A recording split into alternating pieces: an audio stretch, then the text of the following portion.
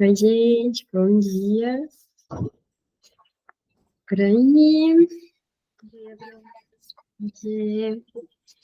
Abri aqui. A gente está na página 408.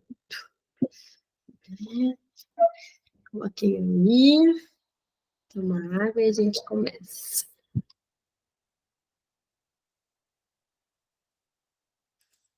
Vamos lá? Eros, ego e seus inimigos. A vitalidade de Freud podia estar intacta, mas ele não era uma máquina de produzir textos. Precisava esperar pela inspiração para alcançar plena fluência. Aqui estou eu, entre as grandes belezas dos nossos Alpes, escreveu a Ernest Jones de Bad Gastein, em agosto de 1920, bastante esgotado, esperando os efeitos benéficos da água radioativa e do ar delicioso. Trouxe comigo um material para psicologia de massa e análise do ego. Minha cabeça, até agora, se recusa obstinadamente a se interessar por esses problemas profundos. Vinha trabalhando neles havia alguns meses, lenta e intermitentemente. Mas logo que sua cabeça clareou, viu que o trabalho com a psicologia de massa progredia rapidamente. Em outubro, seus discípulos berlinenses estavam lendo um rascunho e no começo de 1921, Freud iniciou as revisões finais. Agora estou bastante cheio, escreveu a Jones em março,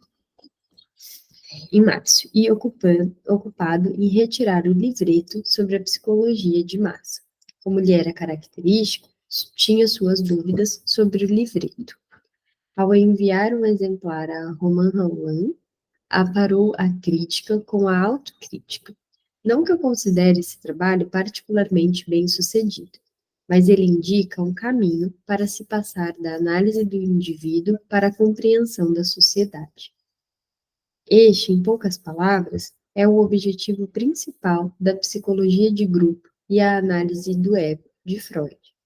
Ele havia mergulhado nos ensaios e monografias que os psicólogos da multidão, desde Gustave Le Bon a Wilfred Trotter, vinham publicando nos últimos 30 anos, e usou-os como estímulos para o seu próprio raciocínio. No final, porém, seu próprio totem e tabu teve um impacto muito maior nas conclusões a que chegou do que a psicologia da multidão de Le Bon. O que interessava Freud era a pergunta: o que mantém os grupos unidos, além do motivo racional e transparente do interesse próprio? Sua resposta levou-o necessariamente à psicologia social. Mas o que prende a atenção em sua psicologia de massa é o farto emprego de proposições psicanalíticas para a explicação da coesão social. Aqui, nessa pergunta, o que mantém os grupos unidos, além do motivo racional, transparente, do interesse próprio, do livro que eu já falei para vocês, do Narcisismos, do Oscar Miguelez, tem um capítulo dedicado a pensar nessa ideia do que mantém as pessoas juntas e fazendo coisas. Ele até dá o exemplo das guerras mesmo, que todas as pessoas se unem num objetivo que é absurdo, mas elas acreditam naquilo e aí elas seguem uma única pessoa e tal. E tem um capítulo todo falando sobre isso, até do que é dessa coisa de ser bom, ser mal, do que é o bem e do que é o mal e tal, bem interessante. Acho que eu já falei algumas vezes para vocês, né? O contraste entre a psicologia individual e a psicologia social ou de massa iniciava aí, que à primeira vista pode-se nos afigurar muito significativo, a um exame mais detido, perde muito de sua intensidade. Na verdade, na vida mental do indivíduo, o outro entra com grande regularidade como ideal, o objeto, auxiliar e adversário. Por isso, desde o início, a psicologia individual é, ao mesmo tempo, psicologia social. Essa asserção é muito abrangente, mas do ponto de vista psicanalítico, perfeitamente lógica. É certo que, nos anos 1920, Freud estava disposto, tal como estivera nos anos 1890, a reconhecer o impacto do legado biológico sobre a vida mental. Mas, para a psicologia social, o mais relevante é que, ao afirmar a identidade fundamental entre a psicologia individual e a social, Freud deixou claro que a psicanálise, apesar de ser seu inflexível individualismo, não pode explicar a vida interior sem recorrer ao mundo exterior. Vou anotar isso daqui. Sabe que fico pensando também, essa semana eu estava pensando e discutindo sobre um caso que o ambiente externo tem uma grande contribuição para a patologia, né, que a pessoa está ali acometida. E o quanto que isso é importante, sabe? A gente não pode falar sobre terapia ou sobre um cuidado que uma pessoa tem que ter nesse sentido, quando, por exemplo, ela não tem o que comer. A terapia não é suficiente, não é no sentido de totalidade, né? A pessoa, digamos que tem alguém com depressão, e aí você não avalia como que é o contexto ao qual ela está inserido, a terapia não vai ser suficiente se ela não tiver o que comer, se ela não tiver condições de moradia adequada, se ela não tiver todo esse lado. E quando ele fala aqui, né, não pode explicar a vida interior sem recorrer ao mundo exterior, a gente tem que ficar atento a isso para não cair não incorrer no erro de acreditar que toda mudança precisa ser interior. Existem todos os aspectos de um campo social, de um campo exterior, que a gente precisa considerar quando a gente está atendendo alguém. Rô, a gente está na página 409 do livro físico. Obrigada. Imagina. Desde o momento do nascimento, o bebê está exposto a um bombardeio de influências de outras pessoas. Influências essas que se ampliam e diversificam durante a infância. À medida que passam os anos, a criança está sujeita à modelação por meio do encorajamento e da desvalorização, do elogio e da censura, do exemplo invejável ou desagradável dos outros. O desenvolvimento da personalidade, os sintomas neuróticos, os conflitos centrados no amor e no ódio, são formações de compromisso entre impulsos internos e pressões externas. Então, aqui fica claro quanto não dá para desconsiderar aquilo que é externo. E claro que também tem aquela ideia de que o externo ele é importante e o interno na mesma medida, porque não é só o que acontece com uma pessoa, mas como ela interpreta aquilo. Uma mesma situação que pode ser traumática para um sujeito pode não ser para o outro, né? Porque não é só o que se vive, é também o que se interpreta. Não dá nem para considerar só a interpretação da pessoa e nem só o externo. Preciso que a gente tenha como é que se diz aqui, mas que você tenha um olhar que considere essas duas coisas. Freud estava convicto de que tal era a razão pela qual o psicólogo social, ao analisar as forças que mantêm os grupos unidos, devia finalmente retornar aos estudos das qualidades mentais individuais, exatamente as mesmas qualidades que vinham interessando aos psicanalistas havia um quarto de século. A relação do indivíduo com seus pais e irmãos, seu objeto de amor, escreveu Freud, seu professor e seu médico, isso é, todas as relações que até agora têm sido o principal tema de pesquisa psicanalítica, teriam direito a ser reconhecidas como fenômenos sociais. O comportamento de grupo, evidentemente, apresenta características inequívocas próprias. Freud concordava com Le Bon que as multidões são mais intolerantes, irracionais, imorais, insensíveis e, sobretudo, mais desinibidas do que os indivíduos. Nossa, isso é muito, muito real. Mas a multidão, enquanto multidão, não cria nada. Apenas libera, distorce, exagera as características dos membros individuais. E aí, quando a gente fala isso, tem muita gente que, eu sei que já passou a época do Bolsonaro enquanto presidente, Mas isso daqui foi uma coisa que foi bastante discutida e que é altamente relevante. Quando uma pessoa, uma figura de poder tem um discurso, as outras pessoas, elas se identificam com aquele discurso e elas se sentem autorizadas a disseminar aquele discurso, né? Na época do Bolsonaro, muito disso foi discutido, porque ele tinha falas extremamente polêmicas e, ao meu ver, preconceituosas, né? Não estou podendo pagar advogado, então tem que tomar cuidado, mas todos vocês sabem, né? Do que a gente está falando, mas alguns recortes, algumas falas, algumas ações que foram altamente julgadas pela sociedade, por um lado, e por outro, comprada. E aí, o quanto que uma pessoa, uma figura de poder dizer, olha, eu odeio cor-de-rosa, levam que os outros que odiavam cor-de-rosa se sintam no direito de dizer, nossa, eu também odeio cor-de-rosa, e aí se todo uma coisa ali de eu posso dizer, se o fulano diz, eu também posso. Então, a gente pensar aqui, né, mas a multidão, enquanto multidão, não cria nada. Se só não vai criar essa ideia, mas basta uma figura de poder levantar a voz e dizer alguma coisa que todos os outros que concordam se sentem autorizados a dizer também.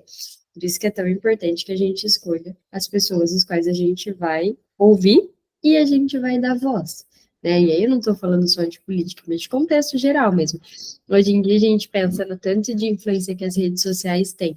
Quando você começa a seguir uma pessoa e você começa a acompanhar ela, que você tem uma identificação, por isso que se chamam influenciadores, porque de fato você passa a ter esse discurso, você passa a acreditar naquilo, a gente é altamente influenciado. Tudo um bando de Maria vai com as outras. E por mais que a gente diga, não, eu não sou, em alguma medida todo mundo é. Em alguma medida a gente se identifica com as pessoas e passa então a se tornar vulnerável sobre aquilo e repetir esses discursos. É óbvio que tem quem tenha discernimento e diga, bom, esse daqui não, eu não quero para mim. Mas eu estou dizendo num campo, né, maior, assim, olha quantas pessoas reproduzem um tanto de discurso, não tem nem base, assim, às vezes, para dizer isso, mas reproduzem porque ouviram alguém dizer, só a gente pensar no quantos especialistas em tudo existe hoje. Tem nem base para aquilo, mas, porque eu ouvi no Instagram lá, tipo, um vídeo de 30 segundos, e aí eu sou especialista nisso, e passa a reproduzir. Tudo isso que se passa a reproduzir por influência, tem um lado bom e tem um lado negativo. É importante a gente estar atento sobre essas vozes aí que vão guiando a gente de alguma maneira.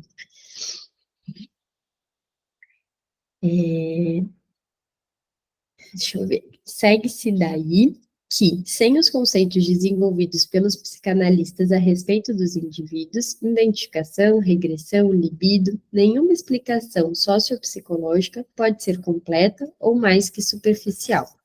Em suma, a psicologia da multidão, e com ela toda a psicologia social, é parasita da psicologia individual.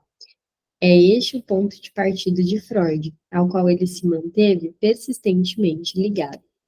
A incursão de Freud pela psicologia coletiva, assim, demonstra, na prática, a pertinência universal da teoria psicanalítica. Nesse ponto, Freud diferia radicalmente dos estudiosos anteriores que se dedicaram às organizações, massas e turmas. De modo geral, os psicólogos da multidão haviam sido amadores e amadores tendenciosos nesse sentido, homens com uma missão. Hippolyte Taine, que dissecara as multidões revolucionárias em sua História da Revolução Francesa, era um crítico literário, historiador e filósofo. Émile Zola, que fizera das multidões os principais atores de Germinal, seu romance emocionante sobre uma greve de mineiros, era um jornalista combativo e prolífico ficcionista. Gustave Le Bon, o mais lido entre os psicólogos da multidão, fora um popularizador eclético da ciência contemporânea. Apenas o cirurgião Wilfred Trotter poderia reivindicar alguma competência profissional em psicologia. Como amigo íntimo e posteriormente cunhado, Ernest Jones, ele se tornou um leitor atento e, de forma alguma, acrítico da psicanálise. Todos esses publicistas tinham ficado fascinados pela psicologia da multidão, ao observarem o que consideravam ser a conduta desenfreada da turba moderna. Para Trotter, um inglês que escrevia sobre o instinto de rebanho durante a guerra, a turba era alemã. Seu inteligente livro, de 1916, Instintos de Rebanho na Paz e na Guerra, escreveu Freud com certo pesar. Não escapara inteiramente às antipatias liberadas pela Grande Guerra recente. Já antes, Zola, que certamente não era um reacionário saudosista dos velhos bons tempos desaparecidos, havia apresentado às multidões de grevistas agitados, muitas vezes violentos, como uma mistura inflamável de ameaça e promessa. Seus precursores e contemporâneos foram menos ambíguos, escreviam mais para divertir do que para celebrar. Para eles, a massa, principalmente quando agitada, era um fenômeno moderno, vingativo, sedento de sangue, embriagado e irracional. A democracia em ação. Freud não era um apreciador daquilo que certa vez chamou de o povo estúpido. Seu liberalismo à antiga tinha uma pitada aristocrática, mas de forma alguma a política ocupava lugar de destaque nos pensamentos de Freud quando escreveu seu livro sobre a psicologia da multidão. Ele estava aplicando a psicanálise. Como psicanalista praticante, Freud considerava que o que unia os grupos, multidões, turbas, fossem efêmeros ou estáveis. Eram emoções sexuais difusas, a libido cuja meta foi inibida, semelhante às paixões que unem as famílias. As relações de amor, dizendo neutramente, os laços emocionais, também constituem a essência da mente da multidão. Esses elos eróticos ligam os membros de um grupo em duas direções, vertical e horizontal, por assim dizer. Nas multidões artificiais, escreveu Freud, analisando com um certo detalhe a igreja e o exército. Cada indivíduo está ligado libidinalmente, de um lado, ao líder, Cristo, o comandante, e de outro lado, aos indivíduos da multidão. A intensidade dessas conexões duplas explica a regressão do indivíduo, quando ele submerge na multidão. Aqui, ele pode abandonar com segurança as inibições adquiridas. Segue-se daí para Freud, que, assim como as relações eróticas constituem a multidão, da mesma forma, o fracasso dessas relações leva a uma desintegração. Assim, ele discordava dos psicólogos sociais que consideravam o pânico como responsável pelo enfraquecimento de elos afetivos no interior dos grupos. Muito pelo contrário, argumentava Freud. Apenas depois que os laços libidinais se afrouxam é que se segue o pânico. Essas alianças eróticas sublimadas também explicam por que as coletividades que prendem seus membros com cadeias do amor têm, ao mesmo tempo, ódio pelos de fora. Seja vivido na pequena unidade familiar ou num grupo maior, que é realmente a família em maiúscula, o amor é exclusivo, atormentado por sentimentos de hostilidade, como por sua sombra.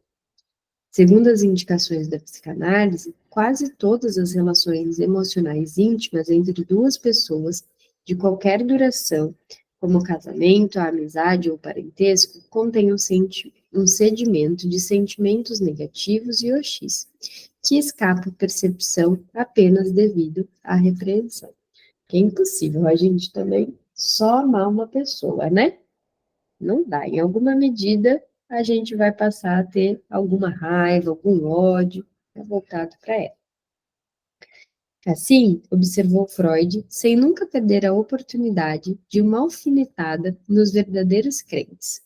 Uma religião, mesmo quando se diz a religião do amor, tem que ser dura e sem amor contra os que não pertencem a ela. É igual aquela frase do o amor venceu. Então, né? Mas que amor? Porque em tese, bom, mas de um outro lado, às vezes, você escuta. Pode falar, Jéssica. Bru, junto com essa frase, do algo social, dizem a favela venceu. Quem venceu? Porque, de fato, muitas pessoas não conseguem, não tem dessa sensibilidade que a gente precisa ter, não tem esse mesmo caminho ali que outras pessoas conseguiram. Quando a gente fala disso, por vezes parece que está falando de uma totalidade. O amor venceu, a favela venceu de uma totalidade. E isso não pode servir para que se segue diante de tantos outros que continuam excluídos, né? Nem todo amor venceu, nem toda favela venceu. É claro que tem um lado bom disso, né? Tem aqui um olhar, mas não pode servir para cegar diante de todos os outros que fazem até parte do grupo, mas que não venceram e ainda continuam ali excluídos. E também, hoje em dia, parece que, hoje em dia, acho que desde sempre, existe muito uma coisa de, parece que a gente tem que separar as pessoas em dois grupos, as pessoas boas e as pessoas más, como se existe um grupo que só fosse mal e um grupo que só fosse bom. E às vezes as pessoas elas acreditam que elas só são boas. Gente, o que tem de gente propagando lá no Instagram que o outro é mal, que o outro é invejoso, que o outro é não sei o quê, que o outro é não sei o que lá. Não olha para si, assim, não tem isso de um grupo de pessoas boas e um grupo de pessoas más inteiramente. Em alguma medida, para pelo menos uma pessoa, você pode ser boa e para outra você pode ser má. A gente não é, pode doer o coração aí, mas vamos lá. Ninguém aqui é 100% bom. Também não é 100% mal, né? Ninguém. Eu brinco, o Bolsonaro eu falo dele porque é uma figura assim, né? Eu brinco, mas é verdade. Até o Bolsonaro tem qualidades. Eu não enxergo. Com certeza, alguém enxerga, gente. Alguém vê algo bom nele. As pessoas que convivem com ele, a família dele, a mãe dele. A mãe dele deve achar ele maravilhoso, né? Assim, usando ele aqui como uma figura, não como pessoa, né? Só para ilustrar. Mas, de alguma forma, pensem em qualquer outra pessoa. Ó, o Hitler. O Hitler, para algumas pessoas, ele era sensacional. Elas achavam que eles eram maravilhosos, e para outras eles eram ruins. A gente não pode dizer, na minha visão, um grande filho da puta, né? Meu Deus, não existe lado bom. Eu não consigo enxergar. Mas se a gente vai adentrar aquilo que a psicanálise defende, ele tem sim alguma coisa de bom, porque todo mundo tem. A gente não pode levar isso a ferro e fogo de que existe o mal e o bom, até porque se entra nisso, corre-se o risco de ser bastante preconceituoso e de dizer, por exemplo, que uma pessoa que comete crime só é ruim. Ah, fulano cometeu X crime, pronto, ele é ruim por inteiro. E aí, se a gente acredita nisso, entra naquilo de que então uma pessoa que cometeu um crime não tem salvação, né? Acabou. Melhor. Ai, por isso que a gente escuta, melhor o CPF cancelado, CPF cancelado com sucesso. Entre em páginas policiais, quando denunciam ali, quando apontam, né, tem uma notícia sobre alguém que morreu que é um criminoso, tem muitos, muitos, muitos comentários dizendo isso, ó lá, CPF cancelado com sucesso e tal, e aí uma alegria por conta daquilo e tal. E se a gente passar a acreditar nisso, então é aquilo, ninguém mais tem solução. Uma pessoa que cometeu um crime, ela nunca mais vai poder ser reintegrada, ela nunca mais vai poder se ver como uma pessoa que pode também fazer coisas boas, enfim, é uma grande discussão, cada um vai ter, né, uma percepção sobre isso, mas eu acho que cair nessa inocência, assim, nessa ingenuidade de achar que existem pessoas só boas e só ruins é um grande erro. Não sei se todo mundo concorda com isso, se acham que na psicanálise, de repente, a gente pode ver dessa forma, mas é assim que eu vejo. Cabe aí para a discussão, né? Vamos ver aqui. A psicologia de grupo de Freud, ao indicar novas formas de se pensar a mente em sociedade, lança sugestões que ainda não foram plenamente exploradas. Mas a rapidez quase esbaforida com que Freud abordou questões complexas de coesão social dá ao estudo um ar de improvisação. Seu pós-fácil, reunindo materiais bastante heterogêneos que Freud não conseguiu integrar no corpo do ensaio, ressalta seu caráter experimental e transitório. Sob muitos aspectos, a psicologia de grupo de Freud está voltada para estudos anteriores, como Totem e Tabu e além do princípio de prazer, mas também aponta para diante. Numa resenha favorável publicada em 1922, Firenze destacou como particularmente original a comparação de Freud entre o enamoramento e a hipnose. Mais significativamente, a seu ver, a segunda inovação importante de Freud encontrava-se no campo da psicologia individual, em sua descoberta de um novo estágio de desenvolvimento no ego e na libido.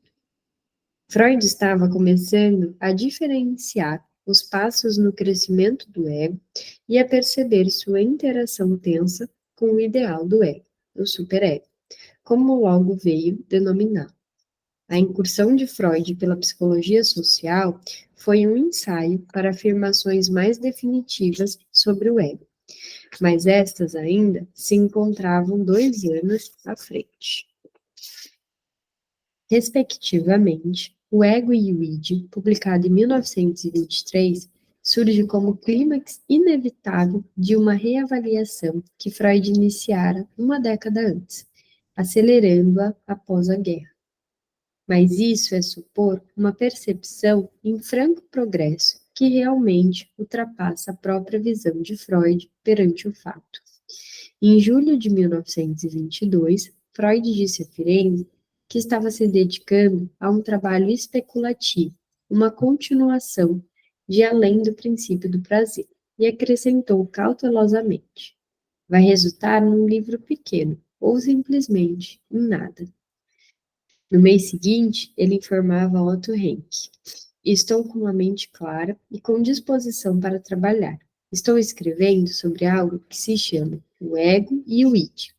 Iria se tornar apenas um artigo, ou menos uma pequena brochura, como o além, do qual é fato a continuação. Mas como era de seu feitio, Freud ainda guardava a inspiração que o levaria adiante. Ele avançou bastante no rascunho sobre outros aspectos, aguarda ânimo e ideias, sem o que não poderá ser concluído. Os informes casuais e hesitantes de Freud oferecem um raro vislumbre de seus hábitos de trabalho. Ele estava escrevendo o principal texto de suas últimas décadas, e, no entanto, não tinha certeza quando e como iria terminá-lo, e tampouco se seria apenas um artigo curto, ou talvez um complemento de além do princípio do prazer. Embora de início gerasse certo atordoamento entre os analistas, o ego e o id encontrou pouca resistência e, de modo geral, recebeu uma aprovação enfática. Não surpreende, ele condizia e aprofundava a experiência clínica dos analistas e com a sua tríplice divisão da mente, id, ego e superego. Oferecia uma análise de estrutura e funcionamento mental muito mais detalhada e esclarecedora do que as anteriores. Apenas a declaração de Freud de que o ego e o id encontrava-se sob o patrocínio de Grodeck provocou alguns brandos protestos. George Grodeck, o pretenso analista selvagem, era o tipo de desgarrado que a psicanálise estava começando a atrair em quantidades incômodas.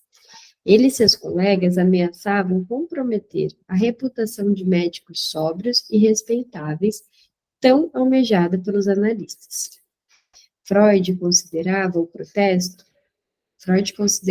propenso ao exagero, à padronização e um certo misticismo. Diretor de um sanatório em Baden-Baden, Grodeck, já em 1909, empregara conceitos psicanalíticos, sexualidade infantil, simbolismo, transferência, resistência, conhecendo Freud apenas por ouvir falar. Então, em 1912, embora sem maiores informações, ele escreveu um livro onde criticou precipitadamente a psicanálise. Esse psicanalista que a gente vê também por aí, que só conhecem Freud por ouvir falar. Tem um monte. Né? Ouvi um dia dizer que a transferência, tá, você já leu, já estudou? Ah, não, ouvi alguém dizer. Ai, ai, né? Sua conversão veio um ano depois, ao ler a psicopatologia da vida cotidiana e a interpretação dos sonhos, e se sentir desarmado. O que ele exibira como suas próprias ideias tinha sido pensado antes, e melhor, por outras pessoas. Numa carta expansiva a Freud, em 1917, Penhor havia muito tempo adiado sua honestidade tardia. Grodeck reconhecia todos esses passos em falso e concluía assegurando que, a partir de então, se consideraria discípulo de Freud. Freud ficou encantado e, sem levar em conta as modestas negativas de Grodeck, alistou-o entre as fileiras dos analistas. O comportamento muitas vezes provocador de Grodeck não diminuía o prazer de Freud por ele. Para Freud, havia algo estimulante em sua verve, sua vontade de ser original e chocante. Às vezes, Grodeck ia além dos limites da tolerância de seus novos colegas. Levou sua amante ao Congresso de Psicanalistas em Haia em 1920 e iniciou sua comunicação com as palavras lembradas por muito tempo. Sou um analista selvagem. Ainda se orgulhava, né?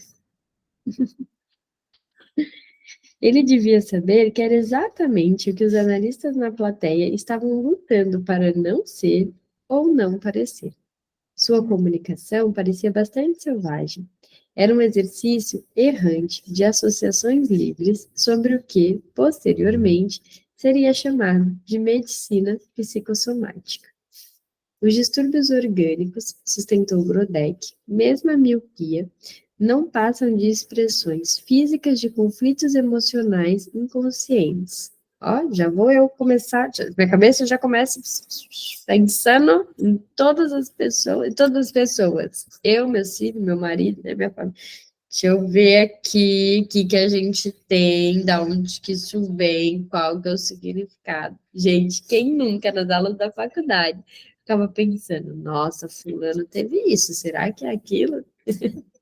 Selvagens também. Sai da aula de psicopatologia com 300 diagnósticos diferentes, né? Meu Deus, eu sou todo CID-10.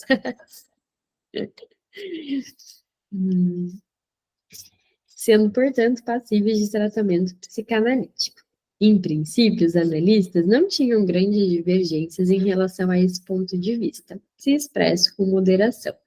Afinal, os sintomas de conversão histérica, essa neurose clássica da prática psicanalítica, davam apoio à posição geral de Grodeck. Mas Grodeck usou a linguagem, no fundo nada convincente, do entusiasta fervoroso, e encontrou apenas uns poucos defensores.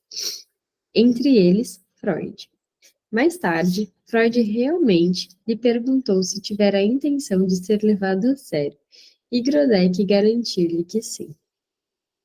Grodeck tinha outros truques na manga. No começo de 1921, confirmou seu estatuto de selvagem da análise ao publicar, pela editora de Freud, um romance psicanalítico intitulado Em Busca de Almas. O feliz título fora dado por Henke. O próprio Freud leu e gostou do manuscrito. O mesmo ocorreu com Ferenczi, um pouco mais tarde, o qual se tornou amigo íntimo de Grodeck. Não sou crítico literário, escreveu ele ao comentar o livro na Imago, e não me arrogo um juiz sobre o valor estético do romance. Mas creio que um livro ruim não é capaz de conseguir, como este, prender o leitor do começo ao fim. A maioria dos colegas analistas de Freud foi mais severa. Ernest Jones o depreciou como um livro picante com algumas passagens obscenas. Pfister ficou indignado.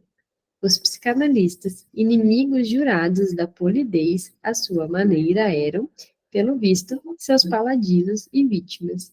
Freud se manteve firme. Lamentou saber que Huntington não gostava de Grodeck. Ele é um pouco extravagante, admitiu Freud, mas um sujeito original, que tem o raro dom do bom humor. Eu não gostaria de passar sem ele. Um ano depois, como disse a Pfister, ele ainda estava defendendo energicamente Grodeck contra sua respeitabilidade. O que o senhor teria dito como contemporâneo de Rabelais? Mas Pfister não cedia com tanta facilidade. Ele gostava de manteiga fresca, disse francamente a Freud em março de 1921. Mas Grodeck muito frequentemente me lembra manteiga rançosa. Afinal, ele sabia a diferença entre Rabelais e Grodeck. O primeiro era um satírico e não tinha pretensões a ser um erudito, ao passo que o último era como um camaleão, oscilando entre a ciência e as belles lettres. Era uma mistura de gêneros que Pfister e os outros achavam perturbadora demais. Mas Grodeck, para Freud, era mais do que um simples bufão autorizado, aliviando o tom de uma profissão extremamente solene. Na época em que publicou Em Busca de Almas, Grodeck estava começando a trabalhar no livro que consideraria suas ideias inovadoras sobre a medicina psicossomática, numa linguagem acessível à compreensão do leitor comum. Apresentava-as como uma série de cartas a uma amiga receptiva. Quando aprontava um lote de capítulos, enviava-os a Freud, que se deleitava com a sua fluência e musicalidade. As 5 cartas são encantadoras, disse Grodeck em abril de 1921. Eram mais do que encantadoras, eram revolucionárias. Interpelando o texto com anedotas e especulações explícitas sobre a gravidez e o nascimento, a masturbação, o amor e o ódio, Grodeck voltava constantemente à noção de um isso, que havia criado anos antes. Esse termo de ressonância inocente, tomado de empréstimo a Nietzsche, se destinava a englobar um espectro mais amplo do que tradicionalmente atribuído pelos psicanalistas ao domínio do inconsciente. Sou da opinião, escreveu Grodeck na segunda carta, de que o homem é animado pelo desconhecido. Há um isso nele, algo maravilhoso que regula tudo o que faz e lhe acontece. A frase "eu vivo" está apenas condicionalmente correta. Ela expressa um pequeno fenômeno parcial da verdade fundamental. O homem é vivido pelo isso. Freud vinha pensando há algum tempo por vias semelhantes, embora de forma alguma idênticas. Em abril de 1921, numa carta a Grodeck, ele ilustrou sua nova concepção experimental do ego com um pequeno diagrama sugestivo da estrutura mental e comentou: o ego, em suas profundezas, também é profundamente inconsciente e ainda flui junto com o núcleo do reprimido. O fato de Freud ter inserido uma versão modificada desse esboço em O Ego e o Id, pelo menos 2 anos depois, é mais uma indicação do tempo que, às vezes, levava à germinação de suas ideias. Mas com essas percepções, estava aberto o caminho para a concepção final de Freud sobre a mente. No entanto, o id de Freud se mostrou bastante diferente do isso de Grodeck. Aqui tem uma nota. Freud empregou o termo técnico, uma palavra absolutamente corriqueira em alemão. Na verdade, os termos de Freud, das Es, das Ich e das Über-Ich, traduzidos literalmente são o isso, o eu e o sobre-eu. Mas quaisquer que sejam os defeitos das invenções latinas da Standard Edition, decidir manter ego, ed e id, ego e superego, visto que, ao longo dos anos, esses 3 termos perderam seu ar estranho e assustador. E hoje é o eu, o isso e o supereu, né? Mas eu quase sempre falo id, ego e superego, porque já é costume e porque quando eu comecei a ler Freud lá na faculdade, eu lia pela Imago, e a Imago trata dessa forma, e aí acho que virou vício de fala, eu sempre falo id, ego e superego, mas agora é mais usado eu, isso, supereu. Deixa eu ver aqui. Já em 1917, Freud havia dito a Lou Andréa Salomé que o isso, de Grodeck, é mais do que o nosso o CS, não claramente separado nele, mas há algo real por trás dele. As diferenças entre o isso e o id ficavam muito visíveis no começo de 1923, quando Grodeck publicou o Livro do Isso, e Freud, poucas semanas depois, o seu, o ego e o id. Ao ler a exposição sucinta e definitiva da nova postura de Freud, Grodeck ficou um pouco desapontado e muito irritado. Na imagem pitoresca que apresentou a Freud, ele aparecia como o arado e Freud como o lavrador que usa o arado. Numa coisa estamos de acordo: afofamos o solo. Mas o Senhor quer semear e talvez, se Deus e o tempo permitirem, colher. Em particular, ele foi menos generoso e acusou o livro de Freud de bonito, mas inconsequente. Via-o fundamentalmente como uma tentativa de se apropriar de ideias tomadas de empréstimo a Steckel e ele próprio. Com tudo isso, o id dele tem um valor apenas limitado para as neuroses. Ele entra no orgânico de forma misteriosa, ajudado por uma pulsão de morte ou destruição tomada de Steckel e Spirey.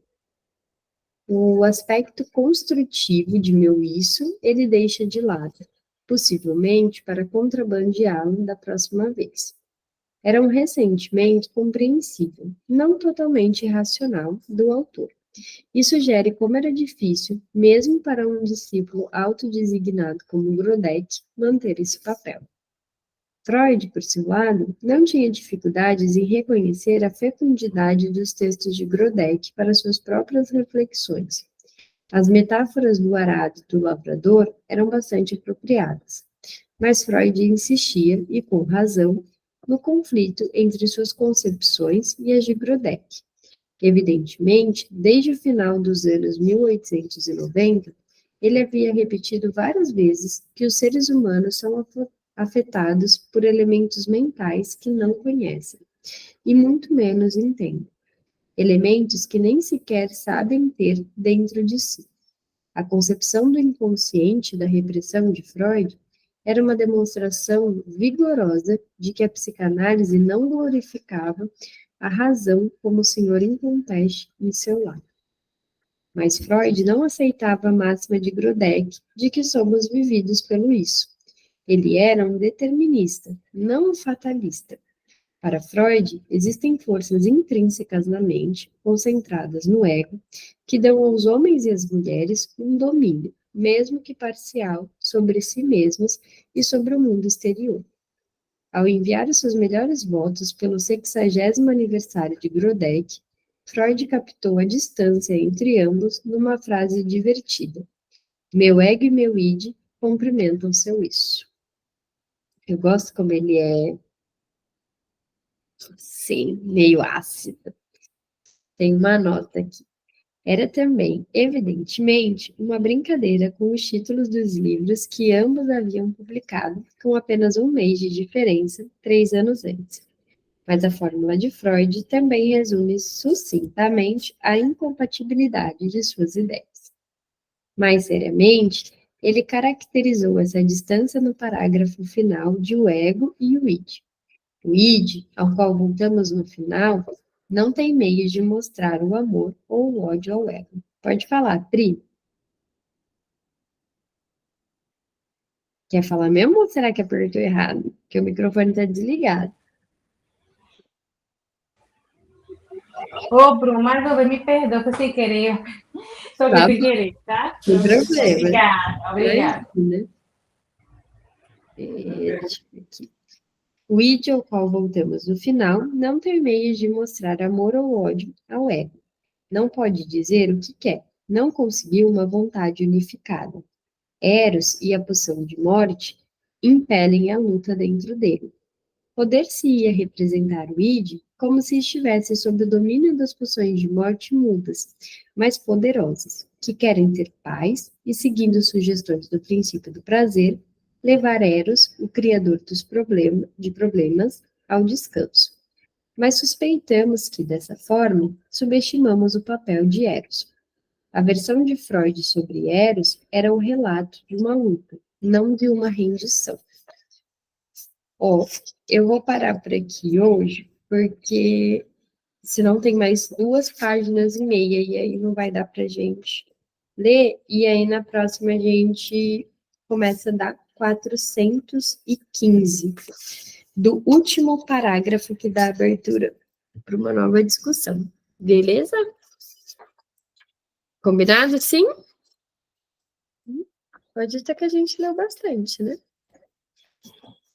Galera, um beijo, até a próxima, fiquem bem. Beijo, boa semana. Tchauzinho. Vocês também. Beijo, tchau.